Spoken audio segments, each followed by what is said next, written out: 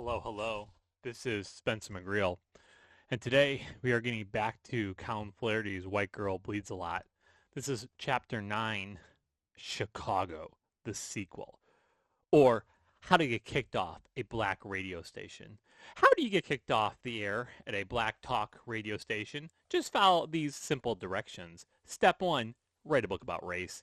Step 2, write an article for WorldNet Daily about how Chicago is ground zero for this new epidemic of racial crime and violence. Document it with lots of links, especially to YouTube.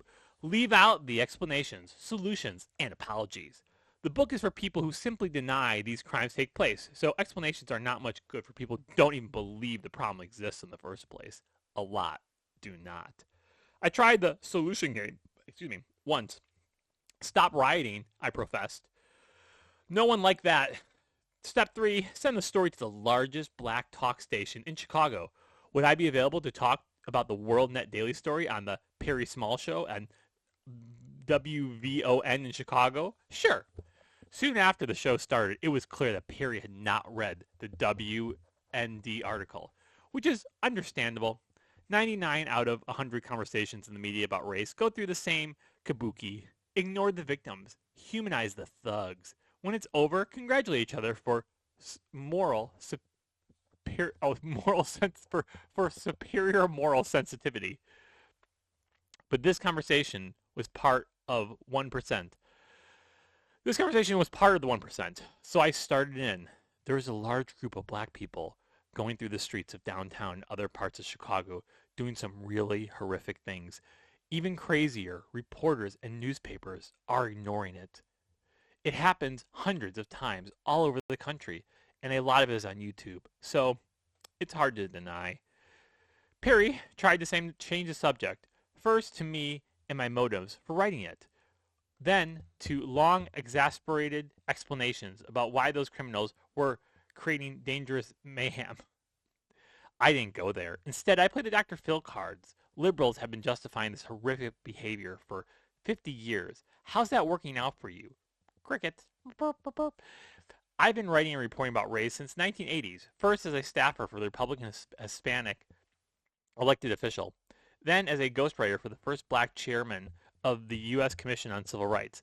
Later as a reporter when I wrote several stories on fake hate crimes. I wrote a story that got a black man out of prison. That was a big deal on court TV. Because I know how treacherous this ground can be, my rules are simple.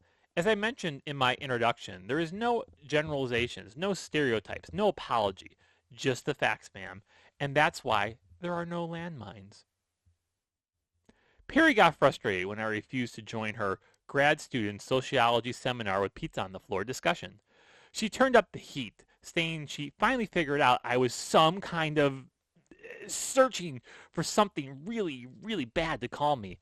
And then, listeners, I've been called many a bad things by many a bad people. She found it. She figured out I was some kind of conservative. Reading from the article, she quoted her favorite Chicago journalist, Rob Bejwal. A newsreader at the local ABC affiliate said anyone who thought race was important in any way was a quote-unquote idiot. Of course, Bejwal wasn't counting all the stories his station had done on black caucuses, black teachers associations, black schools, black scholarships, and like the stories, I must point out that they were sometimes written by members of the National Association of Black Journalists. See, they get to have all this, but you don't, white man. Instead, Bejwal was talking about your humble correspondent. No big deal. He never got around to refuting my facts either. Other than to say that he did not like them very much. I don't like you. You make me feel bad. For me for pointing them out. Finally, we arrived at the final step in Colin Flaherty's surefire method of getting kicked off the air at one of America's biggest black talk radio stations. I don't like the way you say black. Blacky, black. Step 4, insist on the facts. Liberals try to ignore the facts all the time. And then in the same breath, after they realize ignoring the facts is futile, they defend what happens. Perry echoed a caller following the Million Man March in 1995 and said that white people should not be surprised if black people turned to quote-unquote violence.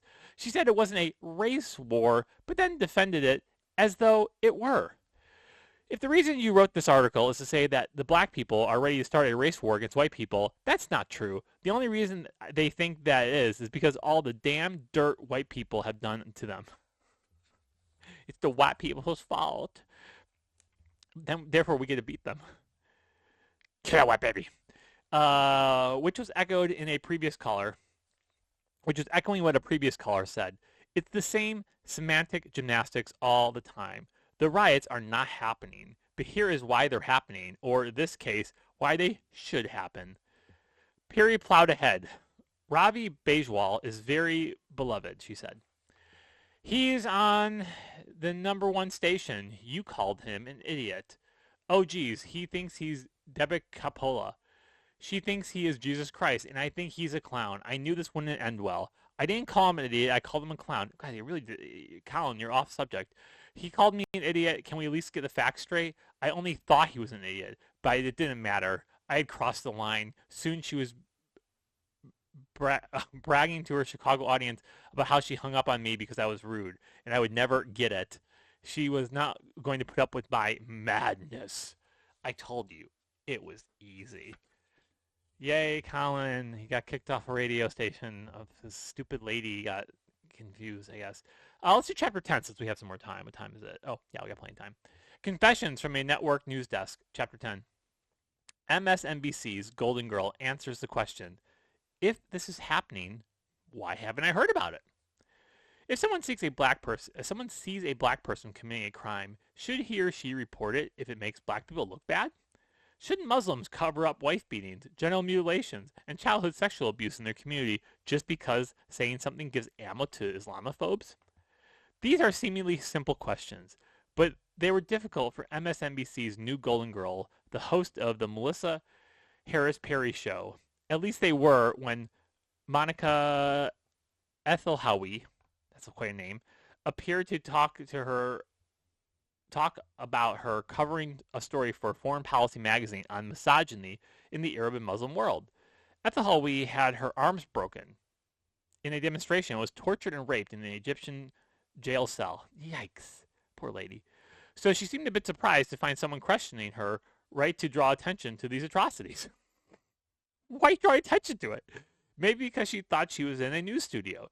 Harris Perry clearly cleared that up right away. I start with a little bit of trepidation in this conversation, in part because I know some of the critiques of this, said Harris Perry. The very idea that Western press, those that are not from these nations, who are not Muslims ourselves, who are not part of these traditions, it's worth interrupting here to note that these quote-unquote traditions that Harris Perry is referring to were involuntarily female circumcision, wife beating, and childhood sexual abuse. At least those are the only three Ethelhowie had time to mention. Back to Harris Perry. People can look at your article and say, look at how horrible these men or these societies or that religion is. Good, fuck them. And that is part of the reason why, for example, we have an underreporting of rape and domestic violence in African American communities because we know the violence enacted on black men by police, or we often don't call, right? Ethelhowie was bobbing her head in sympathy, though it was news to at least one viewer. Not just that rape was underreported. How do you know if it's underreported? Not underreported, but Harris Perry never had any doubt about anything. Then Harris Perry brought in the big guns. Harvard professor Layla Ahmed. Professor Ahmed questioned whether Ethelhowie should have written the article at all. Why not? These terrible things happened to her. Not because it was false, but because it was true. God, this made Muslims look bad. They were bad people. They should be made to look bad. Obviously, Professor Ahmed was familiar with NBC's guidelines for what makes news. You begin, Melissa, by noticing that some things in the African American community are not publicized precisely because of racism, said Dr. Ahmed, as Harris Perry nodded in agreement on the split screen. Mana, I appreciate what you did, continued Ahmed, but I would love it if I understand if you want to get to your message across. It's an important message, but if possible, you should not give fuel and fodder to people who simply hate Arabs. why not? And Muslims in this climate of our day. Oh, poor baby. Ethel Howie seemed taken aback, as she should. That's the whole point, she said. It's not me that makes Muslims look bad. It's those atrocities that make Muslims look bad. As a writer, it's my job to poke the painful places. God, how you're so wrapped up in your emotions. It is not all that often that reporters and professors gather on nationally televised news programs and talk about withholding news stories if it makes their favorite ethnic or racial or religious group look bad. Notice how they're not talking about doing this with white men, right? They usually do it over dinner at MoveOn.org conventions. I emailed Harris Perry and asked her if she's ever refused to report a violent crime because it would make someone look bad. And if so, wouldn't that make her look like an accessory? I asked the other two guests as well. I'm still waiting for a reply. A version of this chapter appeared in WorldNet Daily, and one of my readers sent it to Jeffer Ponzer, the director of Women in Media and News, which of course is WIMN. I happened to see that episode of the Melissa Harry Perry Show, and I can tell you that the discussion was nuanced, challenging, and not at all as represented below in the article you forwarded. I mean, he literally quoted it. I'm wondering what you hoped the result would be in forwarding this email to me. As a media critic, did you think I wouldn't have a critique of Mr. Flaherty's attempt at sensationalism and fear-mongering? A woman was beaten and raped in a prison cell. He must have thought she would learn something.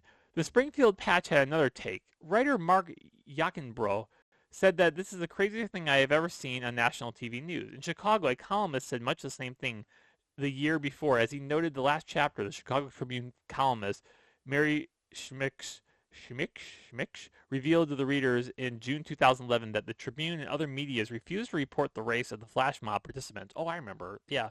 She confessed that they were indeed young black men, but rather than towing the line, explained that it didn't matter their race and mentioned the fact that only reflects poorly on the good black kids.